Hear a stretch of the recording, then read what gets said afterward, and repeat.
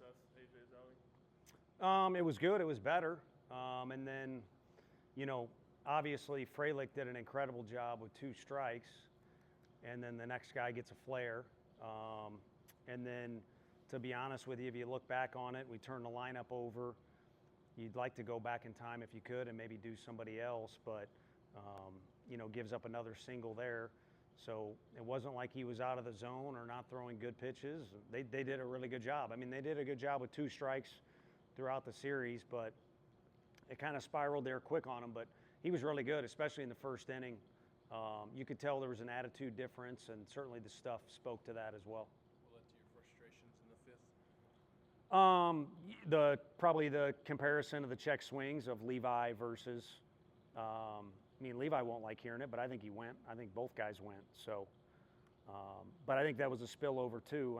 From the first game, which I pat myself on the back and everybody else for keeping composure, because our best player got thrown out of the game in an elimination situation for exchanging words with a guy.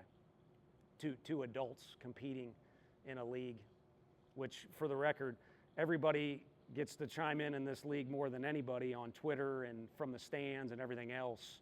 So if anything, these guys that are actually out there in between the lines are probably going to say some things to each other and probably should be granted that right. Did the Auburn player get ejected too? No. Did y'all do anything to appeal the potential suspension for Liam? It's by the book, so whatever the rules are. Offensively, the first game and the third game, what were kind of the problems that y'all were having? The first game, we got in a hole there early, and then you restart, and 22-inch rims are pretty big. So, guy with good location, and he's really good. He's one of the better feel-good stories in the league, to be honest with you. Switches schools within the league, and it's not like he wasn't effective there, but he was just kind of a role guy, and now he's their go-to guy and best guy, and he took advantage of a good situation. And we just didn't do that well. But I think part of that was playing in a hole. And then, too, today, emotions are high. You get punched in the gut. And then same thing. And, we did in that first game, I will say that, when balls were put in play or balls didn't end with, at-bats didn't end without the ball being put in play, guys struck the ball really, really well. Just at guys. What can you say about Hunter Ensley's approach off the plate this week? He wants to win. His approach is good, but he's never been the most polished hitter, and I say that to illustrate the fact that a lot of times when you get into, again, a league game like this where both teams are good, you got to just fight, and he keeps it simple. So maybe that would be the approach. And he's the first guy out in the dugout after that. We had so many stops and starts. After we lost the first game, the conclusion of that game, he was the first guy in the dugout, and you could just see in his face he was going to be determined, and so that's how he played.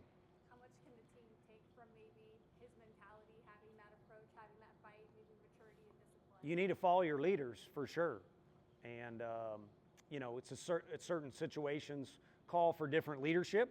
I don't think you got to have one guy that's the Peyton Manning everybody looks to and listens to. If we had to, he'd be a good resource. But I think, too, a little bit of guidance from him is key. As we get down the stretch, you get different scenarios, and, it gets closer to the end of the year. There's more conversations. So he and others would be wise to say, I've been here before. This is how you handle this. This is what it looks like. But also a great thing would be for all of our players to follow our best leaders. Do you think this team has enough leadership, or is that something you're still searching for?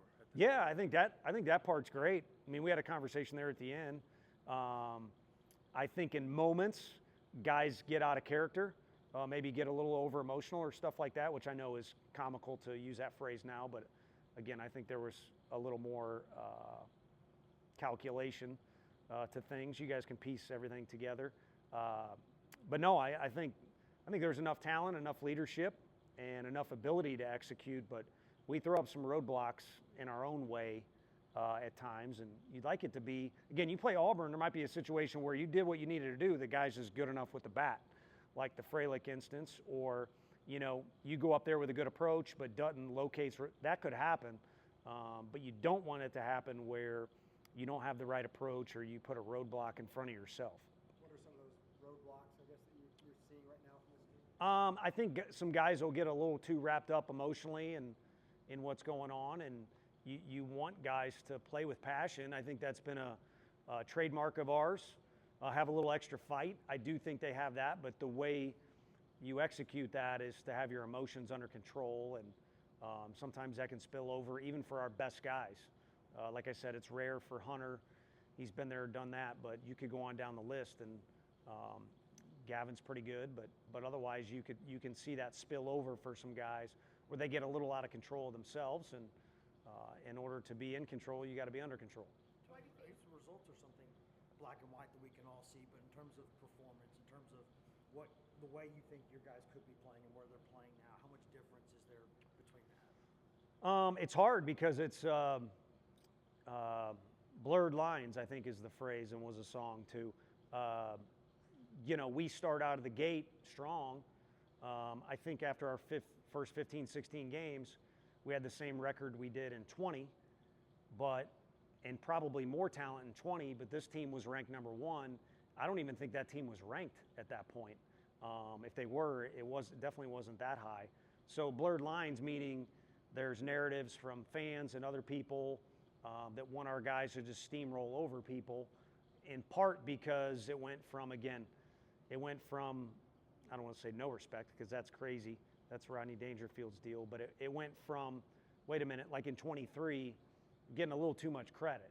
So it changes the narrative, and it doesn't for me. Ours is different, but it does bleed into the locker room, and there's other things to it that create a vibe. So if you're just asking me straight up, I think we need to execute a little bit better at home. And then I think we're in the exact same position. If I'm wrong, forgive me, but you're talking about 1 or 2 wins in the SEC. If you flip it, which is saying a lot. I mean, I know how hard it is to win an SEC game. If you flip it, now all of a sudden it's time to go, drink some fine wine and maybe light up a cigar at the end of it. So that's my version of it and the conversations we'd have up in the office. So we've had some hurdles, like some pitchers need to get there, playing young guys and all that stuff. But again, Auburn's doing the same thing. They're good, but there's only a little bit of difference there in a couple games. So I guess if you'd say, would you be willing to exchange a couple games early in the year for maybe a better performance or a couple more wins at the end of the year, I'll take that trade. Why do you think you guys were struggling to bat in runs, especially in that second game you guys had 17 hits? Yeah, I think, we had some base running mistakes.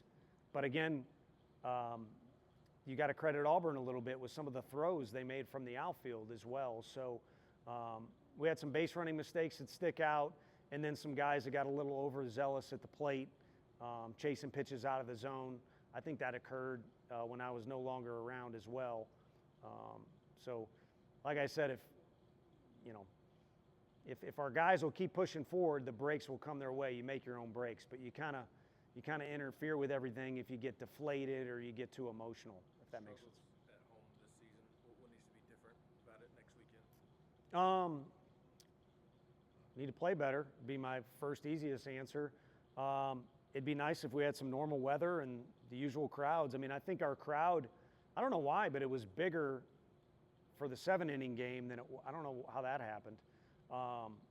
But those people elevated us, in that extra inning situation.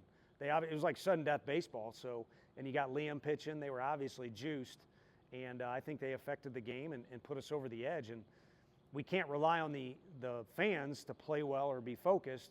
But I think in close situations, which SEC ball more times than not brings up, they've put us over the edge in the past, and they can do that in the future. So it'd be nice if we've got a regular schedule, the normal Lindsey Nelson Stadium, and also doesn't have to be the best version of ourselves, but close to. But those are all, this ain't Christmas. Those are all wishes. So I'm willing to bet with it being the SEC, it's going to be chaos. Maybe there's a fluctuation in the schedule. So I think our guys need to handle adversity and control their emotions and just push forward. What gives you confidence? What gives you confidence that this offense can get going over the next couple of weeks?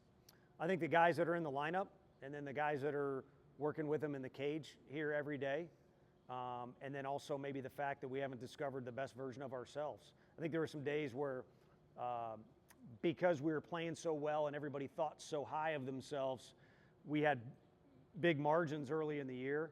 But that circles back to my being over emotional. I think they got really, really high on themselves and were shocked that they weren't invincible. So that's a little bit of it too. So the combination of they've got the ability, they've done it before, but we haven't found the best version of ourselves. And also they've learned some very harsh, difficult lessons to swallow. If we can put those lessons to use, then it'll help.